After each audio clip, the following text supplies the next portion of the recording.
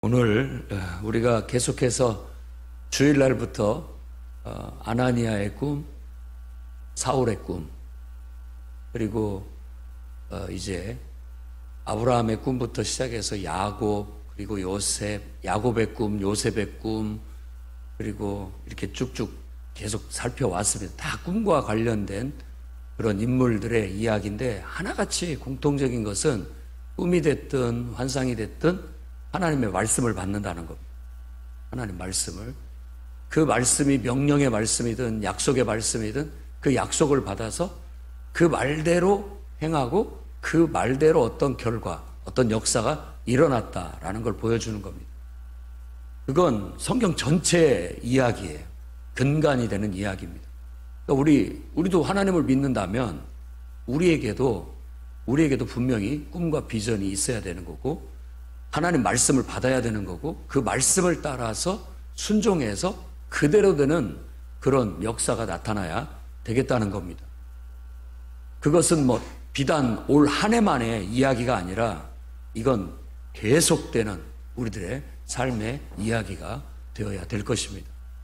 그때마다 우리는 늘 무시로 성령 안에서 기도하고, 기도할 때마다 하나님께서 우리에게 꿈을 주시고 또 환상을 주시고, 또 그 속에서 하나님께서 우리에게 분명한 말씀을 주시고, 그 말씀을 우리가 의지하여 순종해 나갈 때 하나님은 스스로가 역사하시고 또 하나님의 영광을 주님이 친히 나타내시리라고 믿습니다. 오늘은 그 유명한 솔로몬의 꿈입니다.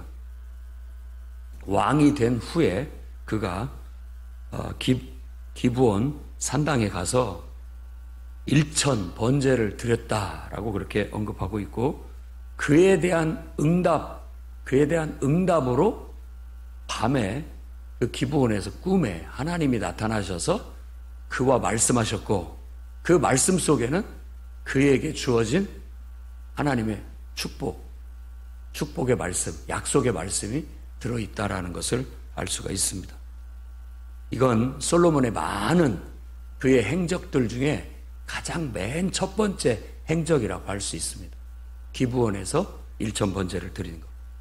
그래서 오늘 저는 솔로몬의 꿈 이야기를 통해서 하나님께서 우리에게 말씀하시고자 하시는 그 하나님의 말씀을 여러분에게 전하고자 합니다. 첫째는 하나님께 항상 최고의 예배를 드리기 바랍니다. 이 말을 깊이 묵상하시고 꼭 실천하시기를 바랍니다. 하나님 앞에는 최고의 예배를 드려야 됩니다.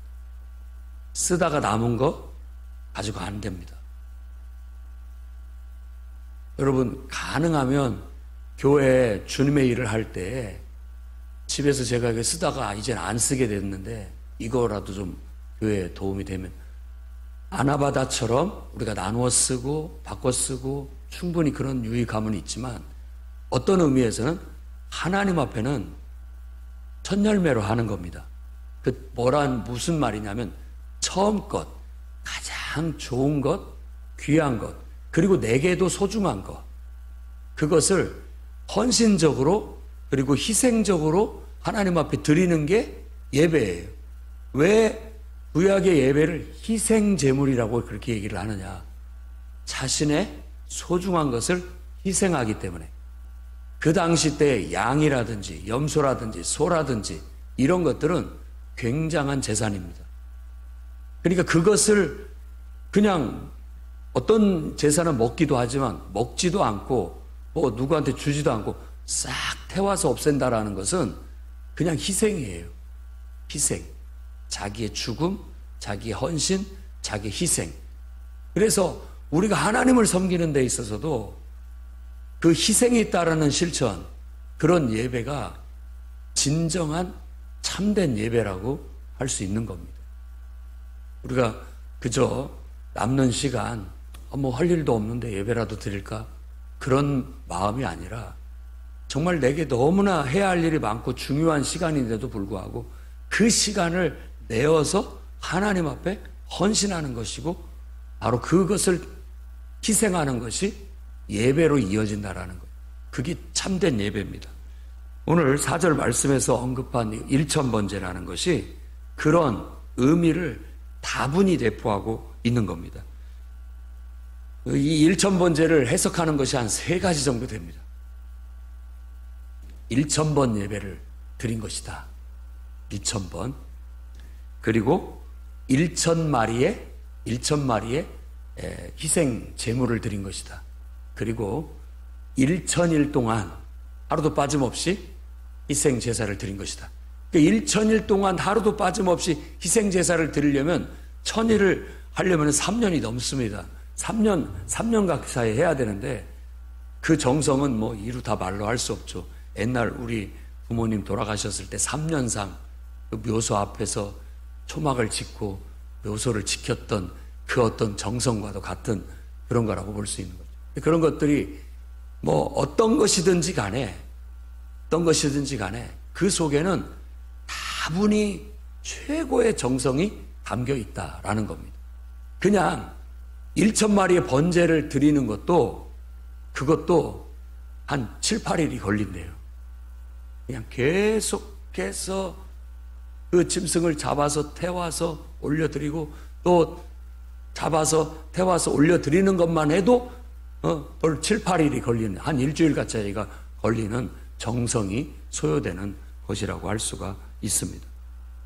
그렇기 때문에 우리가 이 1000번제에 담겨져 있는 그 지극정성, 어떻게 하면 그가 왕이라 할지라도 그것은 왕으로서 할 수 있는 최고의 것을 드렸다라는 것을 알 수가 있습니다. 여러분들도 매번 예배를 드릴 때마다 여러분의 최고, 여러분의 정말 가장 좋은 것을 하나님 앞에 헌신하고 희생하듯 드리는 그런 예배가 되기를 바랍니다. 그래야 하나님께서도 흐뭇해하시고 기뻐하시고, 그리고 여러분 늘 저도 그렇게 생각을 하고 살아가려고 하지만 눈에 눈물이 나게 살아가셔야 됩니다. 그것은 그만큼의 정성과 정말 마음을 다하는 것이 없으면 눈물이 나지 않습니다. 진짜 날 막 최선을 다했는데 어떤 그에 따른 결과가 오지 않았거나 또 내가 원하는 것을 이루지 못했다 할 때, 나는 그래도 최선을 다했다 할 때 나도 모르게 눈물이 나는 거예요. 그 정도로 우리는 하나님을 섬기는 것이, 그 정도의 마음으로 할 때 바로 그게 예배다, 진짜. 사실 3절 말씀에 우리가 읽진 않았습니다만 솔로몬이 여호와를 사랑하고 그의 아버지 다윗의 법도를 행하였다라고 그렇게 얘기하는데, 하나님을 사랑하는 것이 마음을 다하고 뜻을 다하고 힘을 다하여 사랑하라고 합니다. 신약 성경에는 그 힘을 목숨을 다하여라고 예수께서 그렇게 그 단어를 써서 말씀을 하십니다. 그러니까 우리가 얼마만큼 하나님을 사랑하는 것, 하나님은 그냥 세상 사람하고도 비교 불가하고 세상의 그 어떤 물질, 내가 사랑하고 좋아하는 것과 비교 불가할 정도의, 그분은 차원이 다른 내 인생의 최고의 가치, 최고의 의미, 내 인생의 최고의 선이 되어야 됩니다. 그러니까 예배는, 우리가 드리는 이 예배는 어떻게 보면 퍼포먼스 같은 것이기도 하면서 바로 이 예배라는 형식 속에 우리가 하나님을 내 인생의 최고의 가치로 여깁니다라는 걸 구현해내는 것, 표현하는 겁니다. 찬양과 기도와 다양한 예배 요소들을 통해서 그걸 퍼포먼스로 하나님 앞에 고백해드리는 것, 표현해드리는 게 예배가 되는 겁니다. 최고가 돼야 되는 것. 모든 면에 있어서 최고의 가치, 최고의 의미, 내 인생의 최고의 선이시다라는 것이 내가 하는 모든 것들 속에 배어져서 나올 때 그게 하나님이 받으실 만한 예배로 드려지게 된다라는 것. 최고로 하셔야 됩니다. 최고로. 내가 다 쓸 것 쓰고 남는 것으로가 아니라 가장 처음 것으로, 정말 가장 귀한 것으로, 가장 소중한 것으로 하나님 앞에는 그렇게 해야 된다라는 것을 먼저 앞세우면 여러분 그게 바로 오늘 일천번제에서 우리에게 가르치는 하나님의 음성이라고 할 수 있겠습니다. 하나님께 예배하는 일에 소홀하지 않은 점, 그리고 그가 하나님을 사랑하고 그 말씀에 순종했다라는 것, 그것이 바로 솔로몬이라는 한 사람의 인생의 영광과 번영의 원인이다라고 성경이 우리에게 보여주고 있는 겁니다. 여러분의 인생이 한 인생, 솔로몬의 인생처럼 정말 자기의 최고의 값어치를 최대한 끌어올려서 발휘할 수 있어서 그걸로 인하여 영광을 얻고 그걸로 인하여서 여러분들의 인생이 번영할 수 있기를 원하신다면 먼저 솔로몬처럼 여러분들도 하나님 앞에 최고의 것으로 예배할 줄 아는 그런 분들이 되시기를 바랍니다. 마태복음 7장 12절 말씀에 그러므로 무엇이든지 남에게 대접을 받고자 하는 대로 너희도 남을 대접하라.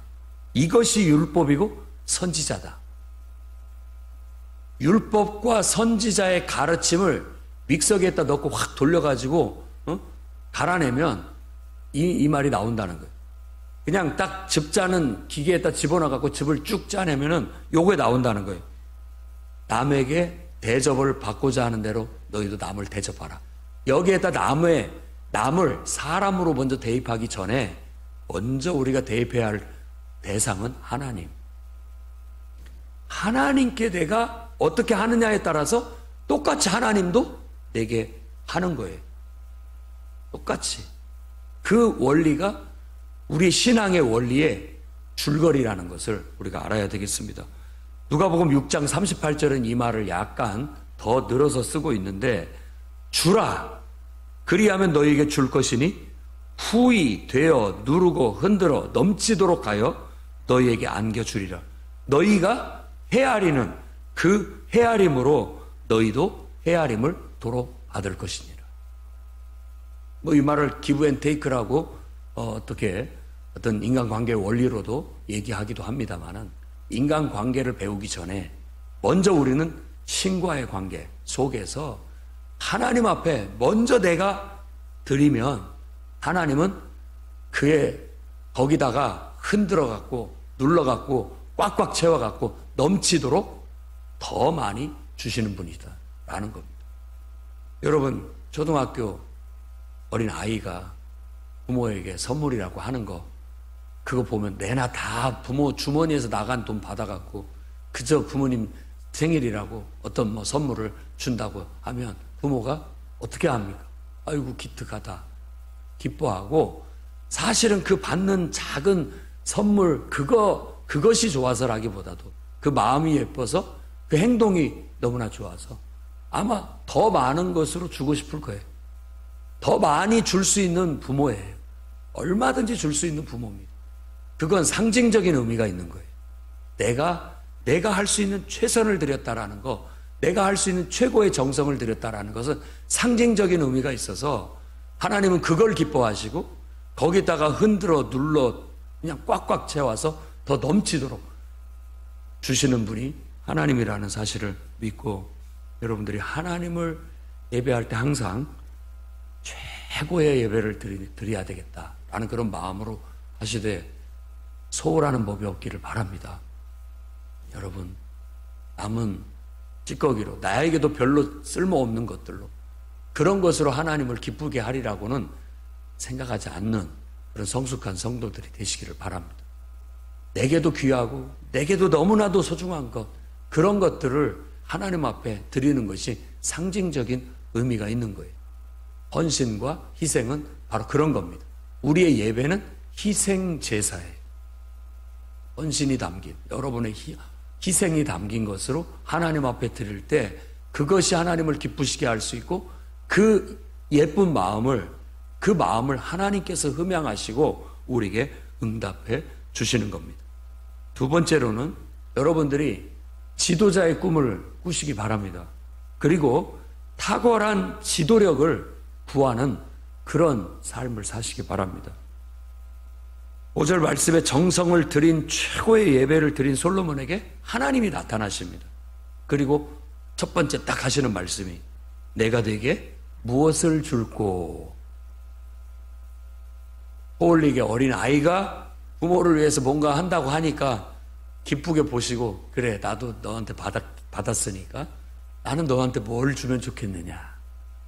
더 큰 걸 주려고 주님이 물어보시는 거예요. 구해라. 뭐든지 구해라. 뭐 다 주겠다. 에스더가 기쁘게 했을 때 너를 위해서 나라의 반이라도 다 줄 수 있다. 뭐든지 구해라. 다 주겠다. 다 들어주겠다. 라는 그런 표현이라고 볼 수 있는 것이죠. 솔로몬은 하나님 앞에 구할 때 먼저 감사를 드렸습니다. 자기 아버지, 충실한 신앙의 아버지를 주신, 그리고 그 아버지에게 은혜를 베풀어 주신 하나님의 은혜에 감사드립니다. 그리고 그 아버지에게 왕의 대를 이을 수 있는 이 아들 나를 주신 거 감사합니다. 그리고 나를 왕으로 세워주신 은혜에 감사를 드립니다 라고 하면서 그가 구한 것은 다른 것이 아니라 하나님께서 내게 맡겨주신 이 백성들을 지도할 수 있는 지도력을 달라고 구한 겁니다. 우리가 보통 지혜를 구했다라고 얘기하잖아요. 그 지혜는 바로 백성들을 지도할 수 있는 지도력입니다. 우리가 어려서부터 우리 아이들을 학교에 보내고 아이들을 교육시키는데 많은 공을 들이는데 아이들이 지도자가 되기를 바라는 마음에서 대부분 그렇게 합니다. 지도자가 되기를 바라는 거예요. 뭐냐? 지도자가 돼서 더 많은 사람에게 자신의 능력을 최대한 발휘하며 살 수 있는, 적어도 자기 능력은 어디서든지 자기 능력은 발휘하고 살 수 있는, 영향력을 나타낼 수 있는 그런 꿋꿋한 아이가 되어서 살기를 바라는 마음입니다. 꿋꿋하다라고 늘 말씀을 드리는 것은 구겨지지 않기를 바라는 겁니다. 낙심하거나 좌절하거나 뭔가에 눌려서 자기 인생을 살지 못하고 자기를 발휘하지 못하고 사는 인생 얼마나 안타까운지 몰라요. 부모의 마음도 그런데 하나님의 마음은 오죽하겠습니까? 세상의 모든 인간을 사랑으로 내놓으셨을 때 그 모든 인생이 구김살 없이 하나님이 그 속에 두신 꿈과 비전을 마음껏 꿈을 이루며 그 꿈을 비전을 펼치며 살기를 바라는 그런 마음의 세상에 우리를 내놓으셨는데 우리가 엉뚱한 데 신경 쓰고 또 뭔가에 눌려서 낙심하고 좌절하고 앞으로 전진하지 못하고 이렇게 있으면 하나님 마음이 얼마나 아프시겠습니까? 그러니까 우리는 하나님을 바라봐야 되고 하나님을 예배하고 기도하면서 그분의 말씀을 우리의 마음에 받고 그 말씀이라는 그 힘을 딱 받아가지고 정말 바람이 불 때 돛이 팽팽하게 힘을 받듯이 하나님의 말씀의 힘에 딱 힘을 받아가지고 그 힘을 받아 날아올라야 되는 겁니다. 그 힘을 받아 전진해 나가야 되는 겁니다. 그것이 하나님이 제일 기뻐하는 삶일 거예요. 바로 솔로몬은 그럴 수 있는 능력을 구했다고 말씀드릴 수 있겠습니다. 여러분들도 정말 내가 하나님 맡겨주신 일, 맡겨주신 사명, 맡겨주신 사람, 영혼들, 그들을 잘 지도하고 하나님의 뜻대로 하나님의 능력을 힘입어서 하나님의 영광을 위하여 이 일을 잘 해낼 수 있도록 내게 탁월한 지혜를 주십시오. 감당할 수 있는 지혜를 주십시오. 라고 기도한 겁니다. 바로 이 솔로몬이 구한 지혜가 사도행전 6장에 나오는 그 일꾼을 뽑을 때 성령과 지혜가 충만한 사람, 똑같은 어떤 그런 것이라고 볼 수 있습니다. 그래서 주의 일을 하거나 또 여러분들이 세상에 나가서도 항상 지도자가 된다라는 마음을 가지십시오. 늘 지도자가 되려고 힘쓰십시오. 앞장서서 내가 할 수만 있다면 내 능력껏 앞장서서 나아가는 사람이 될지언정 뒤에 그냥 남이 차려놓은 밥상에 숟가락만 얹고 다니는 그런 인생은 살지 마십시오. 지도자가 되려고 하십시오. 지도자가. 내가 판을 만들고 내가 주도하고 내가 이끌어서 다른 사람들이 거기에 은혜를 입을 수 있도록 앞장서서 나아가는 그런 역할을 하시라고요. 하나님은 어떻게 보면 그러라고 우리에게 꿈을 주시고 그러라고 우리에게 비전을 주시고 그러라고 하나님께서 말씀을 주시는 겁니다. 그런데 그런 게 없는 사람들은 늘 그런 것을 받은 사람들이 끌고 나갈 때 거기에 묻어가려고 하는 그런 경향을 갖습니다. 왜 너희는 세상에 빛이 되라, 소금이 되라 라고 말하겠습니까? 빛이나 소금은 세상에 둘도 없는 소중한 가치예요. 없어서는 안 될 존재들인 거예요. 그런 사람이 되라는 거예요. 그건 지도자입니다. 이 세상에는 지도자를 필요로 하고 있고 어떤 단체나 사람들이 있는 곳에는 항상 앞장서서 나갈 수 있는 지도자를 원하고 있고 필요로 하고 있는 거예요. 늘 여러분의 자녀들이 지도자가 되게 해달라고. 그리고 여러분 스스로도 지도자의 마인드를 가지고 사셔야 됩니다.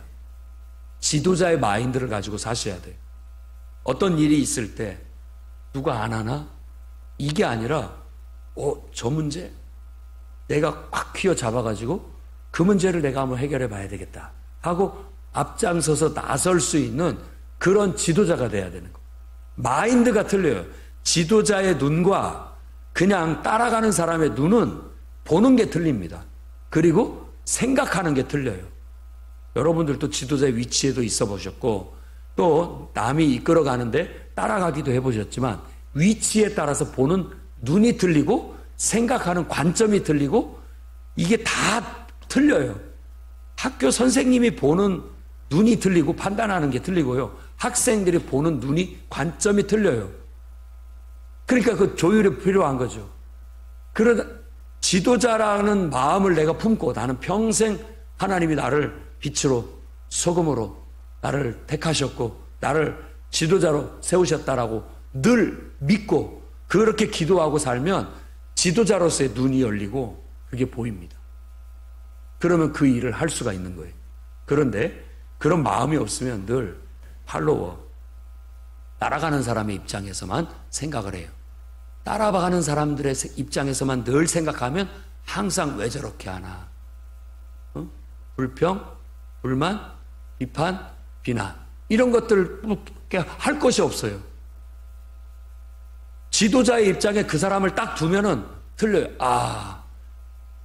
내가 그때 왜 그렇게 하는지 불만이었고 불평이었는데 내가 지도자가 돼서 해보니까 나도 똑같구나. 안 되는구나. 힘들구나 이게.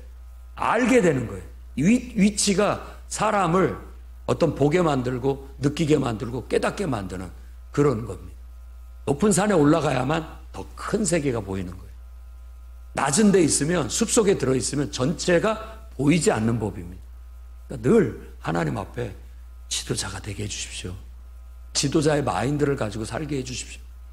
여러분 그렇게 구하기를 바라고 그리고 난 다음에 그것을 잘할 수 있는 그 역할을 잘할 수 있는 능력을 달라고 하나님 앞에 구하면서 나아가야 되겠어요. 하나님께서 그것을 좋게 봤습니다. 좋게 봤어요.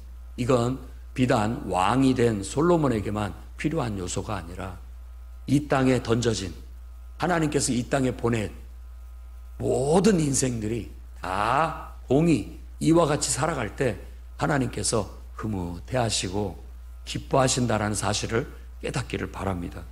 그래서 저는 여러분들이 정말 지도자의 꿈을 갖고 지도자의 마인드를 가지고 살아가시고 그 탁월한 지도력을 발휘할 수 있는 그런 능력을 늘 하나님께 달라고 기도하며 나아갈 수 있기를 바랍니다. 기도는 바로 그런 겁니다. 기도는 어떻게 보면 능력을 구하는 거예요. 실천할 수 있는 능력, 행할 수 있는 능력, 해결할 수 있는 능력을 늘 구하는 게 기도예요. 구하라, 찾으라, 두드려라. 예, 남들은 안 돼. 그럴 때 우리는 구하고 찾고 두드리는 거예요. 왜 안 돼? 왜 안 되냐고. 어떻게 하면 할 수 있을까? 하나님, 방법을 주십시오. 하나님, 길을 열어주십시오. 하나님, 할 수 있는 능력을 입혀주십시오. 그게 우리의 기도가 된다면 훨씬 더 기도하지 않는 사람보다도 적극적으로 문제를 해결해 나갈 수 있고 더 탁월하게 내 안에 최고의 능력을 끌어올릴 수 있는 거예요. 그냥 현실에 안주하고 쉽게 편하게만 살려고 하지 마시고 어느 정도 우리는 나를 더 끌어올려서 살아야 됩니다. 내 안에는 수많은 잠재 능력이 잠자고 있어요. 하나님이 우리에게 이미 태어날 때부터 주셨던, 그리고 하나님께서 우리에게 나타내기를 원하는 잠재되어져 있는 능력이 잠자고 있는 거예요. 이것들을 우리가 기도로 일으켜 세우고 깨워내서 발휘할 수 있게 된다면 우리 인생의 최고의 가치를 창조하는 그런 정말 하나님의 자녀다운 그런 멋진 그런 하나님의 귀족다운 그런 삶을 살 수가 있습니다. 여러분이 정말로 하나님 앞에 지도자를 꿈꾸고 지도자의 마인드를 가지고 그 능력을 최대한 끌어올려 발휘할 수 있는 그런 인생을 살게 해달라고 솔로몬처럼 구할 수 있는 여러분들이 되시기를 바랍니다. 하나님은 기쁘게 여기셨고 거기다가 부와 귀까지도 허락해 주셨다. 그러니까 부와 귀는 그렇게 내가 살아갈 때 따라오는 것이지 그걸 목표로 삼고 가는 게 아닙니다. 나는 그냥 지도자가 돼서 내 안에 있는 능력을 최대한 발휘하며 살겠다 하면 그 삶 속에는 부가 따라오고 귀가 따라오게 된다라는 것을 우리가 인식하고 나아가기를 정말 주의 이름으로 축원합니다. 세 번째로는 이 솔로몬의 꿈과 그의 인생 속에서 우리가 배울 수 있는 위대한 가르침, 그 속에서 마치 하나님께서 메아리 치듯이 우리에게 말씀하고 있는 그 말씀의 한 줄기가 있습니다. 그것은 성전 건축의 꿈과 비전을 가지고 실행하라는 겁니다. 솔로몬이 기브온 산당에서 예배를 드렸는데 왜 기브온 산당에 가서 예배를 드렸느냐라고 이 열왕기상이 얘기를 하면서 뭘 얘기를 하냐면 이미 성전이 지어졌기 때문에 성전이 지어지기 전이기 때문이다. 산당이라는 것은 곳곳에 하나님을 예배드리기 위해서 우후죽순 세워진 그런 어떤 예배 장소라고 생각하면 되겠습니다. 그런데 이것이 이제 예루살렘이라는 그런 구심점을 가지고 거기에 성전이 지어지는데 그 성전을 짓는데 지대한 공을 들였던 사람이 다윗 왕과 솔로몬이에요. 그래서 역대기에는 특히나 더 성전을 재건해야 될 이스라엘 백성들을 위해서 쓰여진 역대상하는 더더욱 더 강조적으로 많은 지면을 할애해서 다윗 왕과 솔로몬 왕이 성전을 건축한 것에 대해서 공들여서 설득을 하고 얘기를 하고 있는 거예요. 그 두 왕의 가장 위대한 업적은 다른 게 아니라 성전을 건축하려고 준비했고 성전을 건축하기 위해서 실행했다라는 그 점에 두고 있다라는 거예요. 그러면 성전 건축이 뭐가 그렇게 중요하냐? 일단은 폴 트르니에라는 사람이 심리학자입니다. 심리학자. 1800년대에. 그 사람이 쓴 책 중에 인간 장소의 심리학이라는 책이 있어요. 거기에서 그 부분을 아주 잘 다루고 있습니다. 여러분들도 한번 읽어보십시오. 신앙적으로 써져 있기 때문에 아주 여러분에게도 큰 도움이 될 겁니다. 왜 이스라엘 백성에게 가나안 땅, 왜 가나안 땅? 그걸 그렇게 강조하느냐? 그리고 이스라엘 백성이 왜 예루살렘? 그리고 성전.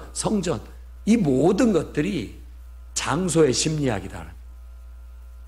그 장소가 가지고 있는 상징적인 의미, 그 장소에 가게 되면 느끼는 것, 그 장소에서 배우는 것, 그 장소에서 우리가 꿈꾸는 것, 그 장소에서 꿈을 이루는 것, 다 이 장소라는 어떤 안정된 토대가 있을 때 그때 가능하다. 그래서 이것을 신학에서는 땅의 신학이라고 합니다. 땅의 신학. 인간 장소의 심리학이 신학에서는 땅의 신학이라고 하는 거예요. 그 땅, 약속의 땅, 약속의 장소. 우리에게 내가 어떤 뭔가를 이렇게 걸어서 거기에서 의미를 찾고 가치를 찾는 어떤 장소라는 토대가 없으면 우리의 꿈을 꿀 수도 없고 그 꿈을 펼칠 수가 없다라는 거예요. 그래서 가나안 땅은 이스라엘 백성에게 꿈이고 그 꿈을 펼칠 수 있는 터전인 겁니다. 터전인 거예요. 여러분, 안타까운 것들이 많을 볼 수 있어요. 어제 우리 지방회를 하고 많은 분들이 오셔서, 권사님들 오셔서 봉사하고 섬겨주셔서 감사를 드립니다. 목회자들이 목회의 꿈을 꾸고 목회의 꿈을 펼칠 수 있는 장이 없다면 아무리 신학의 신학을 공부하고 탁월한 능력이 있어도요, 펼칠 장이 없으면 아무것도 못합니다. 여러분들도 한번 생각해 보세요. 여러분들이 지금 탁월한 능력을 가지고 있는데 그 능력을 펼칠 장이 없어. 누가 나를 불러다 써주지도 않고, 어떤 내가 아무리 능력이 탁월해도 나를 누가 불러주고 나를 사용해주고 내가 그 능력을 펼칠 수 있는 대상이 있고 그것을 펼칠 수 있는 장이 있어야 뭔가를 할 수 있는 거 아닙니까? 그게 없다면 아무리 이상이 뛰어나고 철학이 뛰어나고 가르침이 위대해도 그냥 사장되고 마는 거예요. 이루지 못한 꿈으로 없어져 버리고 마는 거. 장소가 그렇게 중요합니다. 우리가 보통 교회는 사람이다, 틀린 말이 아니에요. 그런데 교회라는 궁극적인 그리스도의 몸이라는 그 이상을, 그 꿈을 이루고 펼칠 수 있는 성전이라는 이런 장소가 없다면 그게 안 되는 겁니다. 능력이 안 나타나요.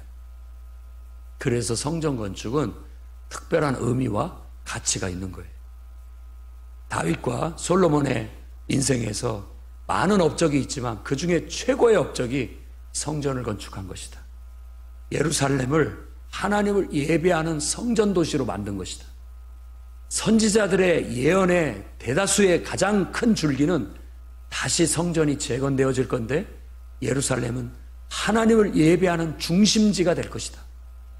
그 예언이 선포되고 있고 예수 그리스도를 통해서 그게 이루어지게 됐고 그의 사도들과 이제 그 후시대 많은 예수 믿고 따르는 자들을 통해서 그 모든 일들이 이루어졌는데 한번 잘 보십시오.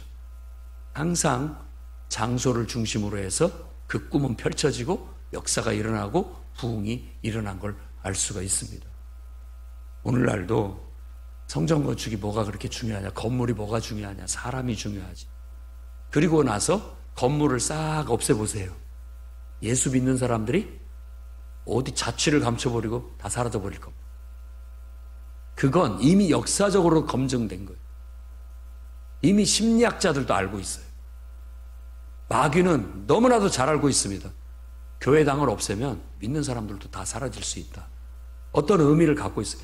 그러니까 모이지 못하게 만들고 모일 수 있는 장소, 구심점을 없애버리면 그거 교회들도 다 뿔뿔이 흩어져 버리고 결국은 신앙들도 희미해져가지고 없어지게 될 것이다. 이런 거예요.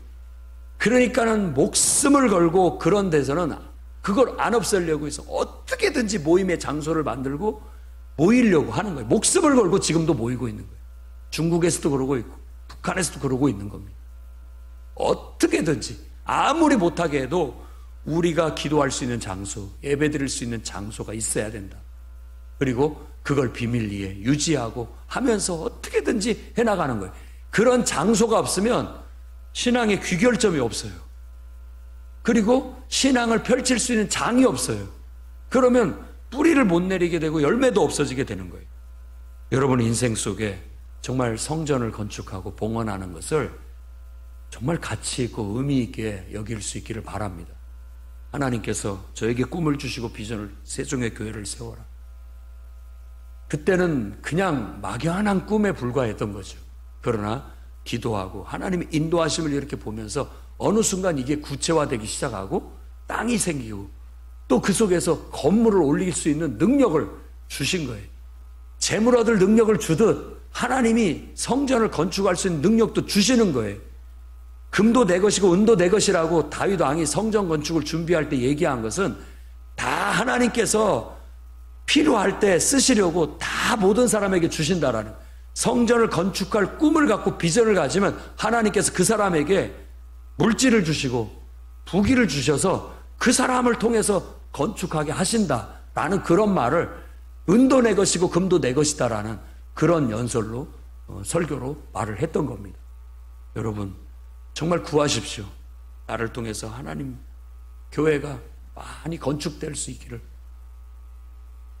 교회가 정말 빛을 다 떨고 봉헌할 수 있게 해달라고 기도하는 그런 분들이 되시기를 바라요. 여러분들도 집을 사서 나름대로 정말 대출을 안고 사고 또 그걸 갚아가고 그랬을 때 늘 기쁨을 얻고 이제는 내가 한시름 덜었다, 정말 하나님께 감사하다, 이런 마음을 갖듯이 교회도 똑같습니다. 성전 건축을 강조한 구약의 선지자 학개입니다. 학개, 스가랴 두 선지자. 학개서에 단지 2장으로 쓰여져 있지만 이렇게 얘기합니다. 그는, 학개가, 너희는 너희의 행위를 살펴봐라 라고 하면서 했던 말입니다. 너희는 산에 올라가서 나무를 가져다가 성전을 건축하라. 그리하면 내가 그것으로 말미암아 기뻐하고 또 영광을 얻으리라. 여호와가 말하였느니라.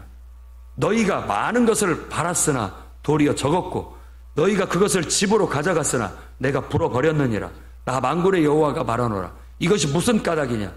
내 집은 황폐하였으되 너희는 각각 자기의 집을 짓기 위해서 빨랐음이라.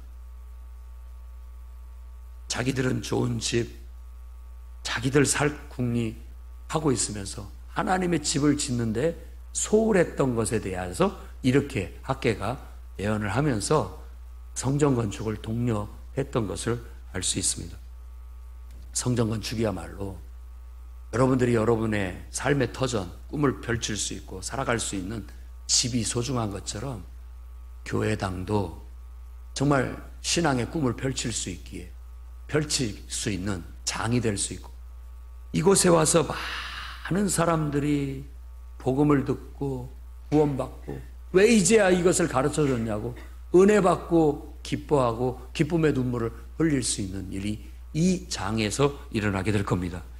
많은 갈급한 영혼들이 와서 큰 소리로 기도할 수 있고 마음껏 기도할 수 있고 마음껏 예배 드릴 수 있는 곳, 그래서 은혜 받아가지고 삶이 변화되고 삶이 완전히 구원받는 그런 놀라운 역사가 일어나는 곳, 그 곳을 내가 내 손으로 내 희생과 헌신으로 지을 수 있다면, 그런 것을 만들 수 있다면 여러분들은 이걸 지어놓고 죽어도 이 성전이 여러분들이 전하지 못한 복음을 전할 것이고, 여러분들이 하나님을 위해서 섬기지 못했던 그 사역을 이 성전이 해주게 될 겁니다. 그러니 이것보다 더 귀하고 값어치 있는 일이 어디 있겠습니까? 이곳에서 많은 사람들이 신앙의 꿈을 꾸고 비전을 보고 그들의 인생이 변화되고 하나님 앞에 능력 있게 쓰임받아서 곳곳에 하나님의 영광이 드러날 것을 꿈꾸고, 성전 건축이 이렇게 위대한 거구나, 이렇게 의미 있고 가치 있는 일이구나 하면서 그 비전을 공유하고, 그것을 위해서 여러분들도 하나님 금도 내 것이고 은도 내 것이라고 하셨으니 내가 성전을 위해 봉헌할 수 있게, 성전 건축을 할 수 있게 내게 금을 주시고 은을 주셔서 나로 그 일을 할 수 있게 해달라고 기도하는 그런 비전이, 그런 꿈이 여러분에게 있기를 주의 이름으로 축원합니다. 기도하겠습니다. 거룩하신 주님,